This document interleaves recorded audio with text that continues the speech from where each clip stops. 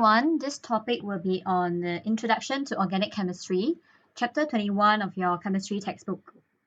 Okay, so you take a look at this slide here. There is a photo showing a drilling platform which is used to extract petroleum or crude oil from the seabed.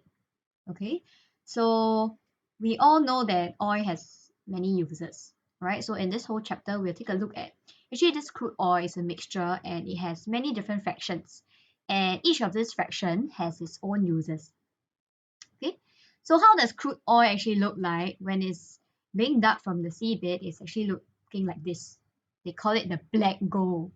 Why is it called the black gold? Because you can earn a lot of money by selling this crude oil, or rather countries with a lot of natural resources, and one of them being the crude oil, they have the ability to sell this and generate income for the country. Okay, so there are people working out in the sea to work at the drilling platform to extract all this crude oil. So just a fun fact, if you take a look at this here, it's taken in our sea, okay, Singapore Sea, and if you can see the logo here, it says PSA. All right, so this is what they call a flotel, or rather a floating accommodation. So people who work out in the sea for a long period of time, they'll need a place to stay. So they actually stay in these places called flotel. And if you're reading up on the news, some of these flotels are going to be used as accommodation for the foreign workers to isolate them and to allow them to have a place to stay. All right. So moving on proper will be our organic chemistry. There are two parts to it. So we will start with part 1, an introduction of organic chemistry. Okay, organic compounds can be found anywhere in our daily life. Okay, they can be naturally occurring or synthetic, or rather man-made. Okay, the food that we eat, our hair, for example, are natural organic compounds called protein, and synthetic organic compounds include plastic, detergent, and even the alcohol that we use in our sanitizer. Okay, so that is why organic compound is one of the biggest part in chemistry. Okay, so organic compounds are compounds that usually contain this element called carbon. All right, so some of them contain oxygen, but majority of them contain hydrogen and carbon. Okay, so let's take a look at the different organic compounds that we'll see in our lesson. So I'll start off with organic compounds and their sources, which is this lesson. And then we'll move on to take a look at how they do their namings for different compounds. And we will take a look at 5 different types of organic compounds.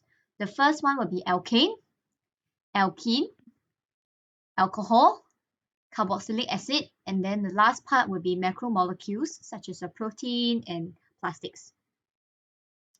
Okay, so take a look at your notes, page 1. Okay, fill in the blanks. So petroleum, like we call it crude oil, okay, they are organic compounds and they are a mixture of hydrocarbons, right? Mainly alkanes. So what is hydrocarbon? If you look at the name, it means it contains hydrogen and carbon. Okay, we'll take a look at what is alkane later. So petroleum is what we saw just now. It's viscous, foul-smelling, and it's very dark brown. It looks like black. Okay, so we call them the black gold. Okay, viscous means flow ability. Okay, when we say something is viscous, it means that it has difficulty flowing. For example, honey. Honey, when you want to pour it out, it flows out very slowly. So we say that honey is viscous. Okay, so honey, we say that it's viscous. Then water, it can flow out very quickly. We say that it's less viscous. Okay. Then crude oil, or rather petroleum, they are a mixture of many different fractions, and we have to separate them. Okay, so we separate them by using fractional distillation because they are a mixture of all different types of liquids. So now I want you all to also recap fractional distillation. Okay, so whatever that you learn in separation technique in Sec 3, this is time for you to recap. Okay, so we separate them into different fractions. So take a look at this setup here. Okay, so for fractional distillation of crude oil, the crude oil will start off as liquid state. So when they're inside the furnace, okay, the furnace is very hot. Okay, so this crude oil from liquid state, they will boil and become gaseous state. So they will turn into vapor. Now this part is not inside your notes. Please find somewhere to write it down. You can write it on page 1 where there's space there. Okay, so last year 2019 O-level came out one question to describe this whole thing. Okay, so they are looking out for keywords and see whether students can recall separation technique together with organic chemistry. Okay, so once this crude oil being liquid, they are heated to gaseous state in the furnace. Okay, they will form vapors, and this vapor, they will enter the fractionating column and they will rise. Okay, because we learned that hot air will rise. So they will rise, and then this whole column, there is a difference in the temperature. So the top part of the column is cooler, whereas the bottom is warmer. Okay, so the vapor will rise and then they will cool and condense. Okay, so for example, I have A, B, C. Okay, maybe A will be here, will condense here. Okay, then B will condense here. Then C, straight away inside here, it will condense already. Okay, so the lighter fractions will have lower boiling point, meaning they will remain as vapor. So for example, this A, right, it will remain as vapor all the way until here. So maybe this column, this part is 1000. Okay, this part is 500. Okay, then this part is maybe 100. Okay, so for A, right, it has lower boiling point. That means its boiling point is 100. So when A is at here, when A is at 500 degrees Celsius, it will still remain as vapor. It will still remain as vapor. So it will continue to rise. Then once A reach the top, right? Oh, 100 degrees Celsius. Then it will condense from gas to liquid. So it will be collected here. Whereas for C, okay, maybe C, right? Boiling point is 2000. Okay, maybe C boiling point is 2000. So when it's at 1000 here at the bottom, straight away gas will become liquid. Okay, it will condense and then will just be collected at the bottom. For example. Okay, so you can see from here, okay, this picture here, all right, they have all the different fractions at different boiling point. So those at the top, they are lower boiling point. Those that are bottom, they have higher boiling point. Okay. Take note, those that are collected at the top fractions, they are collected as gas. Because if you take a look at their boiling point, actually very low only. Okay, like the liquefied petroleum gas is very low only. Okay, below 40 degrees Celsius. Okay, and so lighter fractions, lower boiling point, this one important. Heavier fractions, higher boiling point. Okay, so they are separated in because of the difference in boiling point. Okay, petrol with 5 to 10 carbons, which are at the top, they are more volatile. So they can evaporate very quickly. And of course, they are very flammable, can burn very easily. Okay, so if you recall your Bunsen burner, okay, when you open the air hole, a lot of air, right? Complete combustion. Complete combustion, so you will see blue flame. Whereas if you close your air hole, you'll start to see that there's a tinge of orange. Okay, it means that they are difficult to burn. Highly likely is because of incomplete combustion. Okay, okay. Then next part to take note. Other than the how to describe fractional distillation, another thing you all need to remember will be all these different fractions. Okay, all these different fractions. Petroleum is not the same as petroleum gas.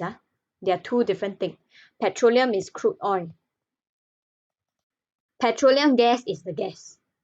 okay, where you use to do your cooking, where you see people transporting the cylinders, okay, of the LPG, okay.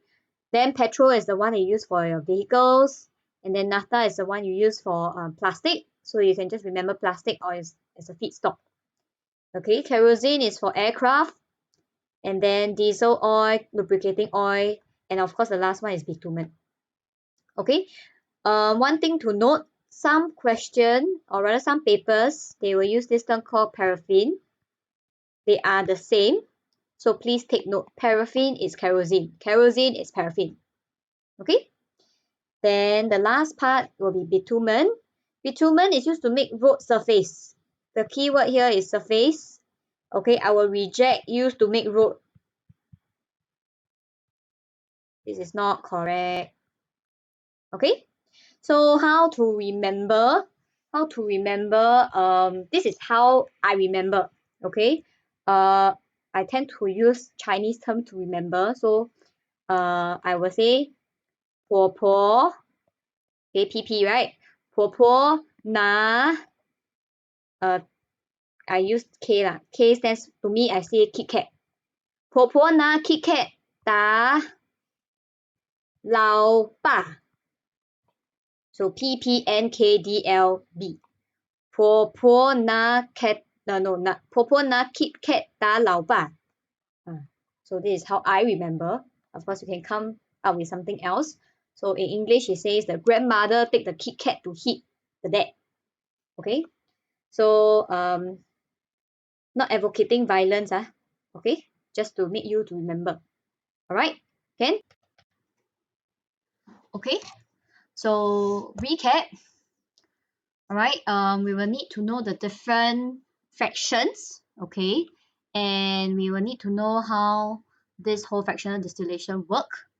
I forgot to mention, if you take a look at your own notes, you realize that each fraction, okay, each fraction is a mixture. Okay, I repeat, each fraction is a mixture. Okay, so can you please write down inside your notes, each fraction is a mixture. Okay, so take a look here, it's a okay, if you take a look at the temperature here, they are arranged. Okay, so all these fractions, they have a mixture of C1 to C4 carbon for petrol, so petroleum gas, so on and so forth. Okay, so why is it that we separate them and then they are still in mixture? Reason being, if you take a look at the temperature range of all the different mixture, the whole mixture is from maybe 40 degrees Celsius all the way to 350 degrees Celsius. Okay, if we want to separate them into pure substance, then my fractionating column will be very, very long. Okay, so it's not economically right for us to do this, or rather it will waste a lot of money. Okay, so we don't have so many different fractions. Okay, we just collect the fractions, and C1 to C4, they serve the same function. Okay, then C5 to C10, they also serve the same function. So we just collect them as mixture. Okay, so recap, this is your 婆婆拿 Kit Kat 打老爸. Okay, this one don't need. Okay, so fractional distillation of crude oil. Okay, lighter fraction will definitely contain fewer carbon atoms because they have lower boiling point range. So this is inside page 1 of your notes. Okay, then each fraction is a mixture and they have a boil over certain temperature range. Okay, pure substance is fixed boiling point and melting point. So mixture is boil and melt at a range of temperature. Okay, so some of the keywords that we will look at in organic chemistry will be, first of all, organic compounds. We will see this term very often. Okay, so organic compounds usually contain, or rather all contains the element carbon. Hydrocarbon contains only carbon and hydrogen, nothing else. I repeat, they only contain hydrogen and carbon, nothing else. And then, of course, we'll take a look at what is this functional group. Okay, this functional group is a group of atoms that gives that compound its chemical properties. It's like, for example, group 1 elements, they have 1 valence electron. Group 2 elements, they have 2 valence electrons. Okay, so the number of valence electrons give them the characteristic chemical property.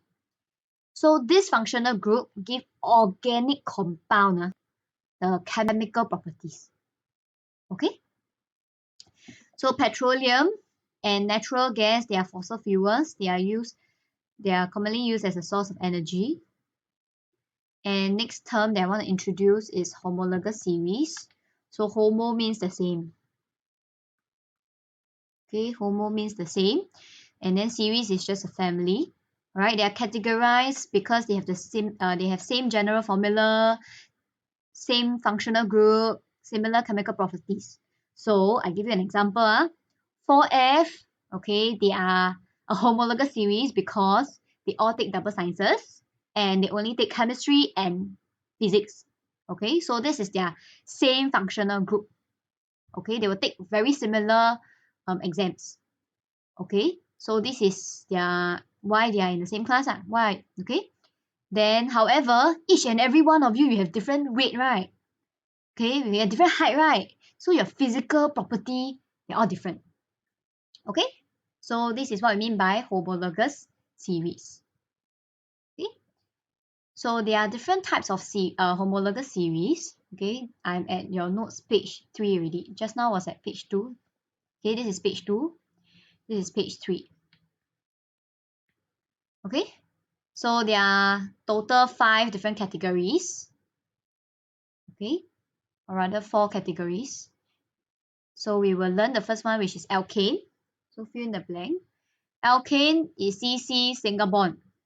Okay, we call them saturated. I will explain what is saturated when we look at alkane. So the name of this, right, it will end with A and E. Okay, so it ends with A and E. Okay. Then the next one is alkene, which is CC double bond. So inside your notes, there's a column called naming, right? So it will be A and E. Okay. And then this one will be E and E.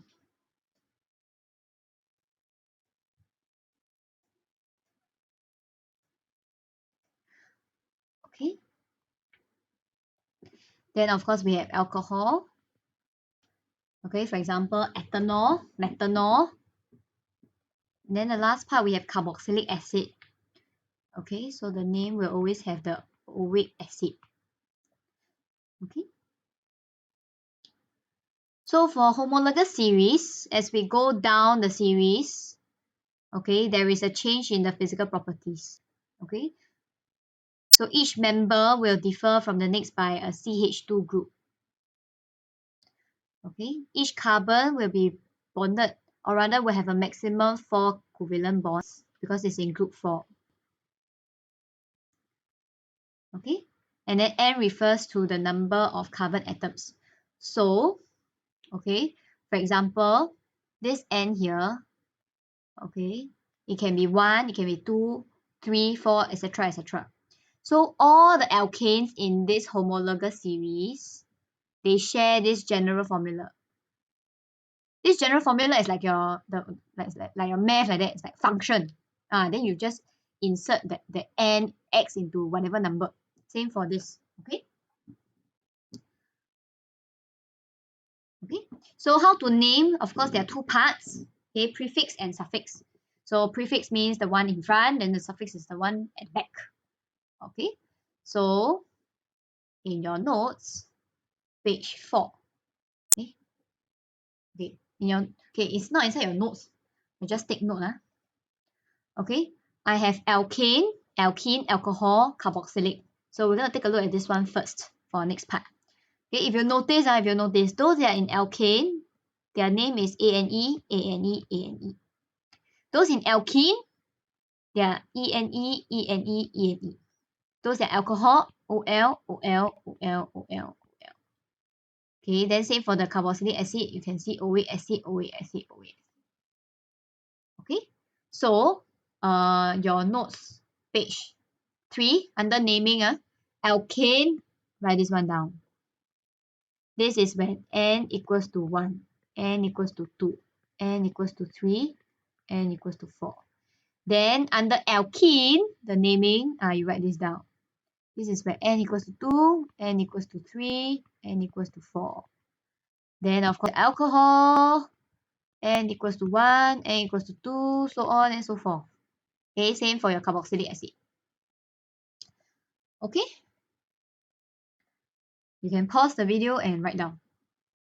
Alright, so this is the end of our introduction to organic chemistry. Pardon my stylus is not very sensitive. Okay, but I hope that you guys you can understand what I'm talking about. Okay, can hope to see you all soon.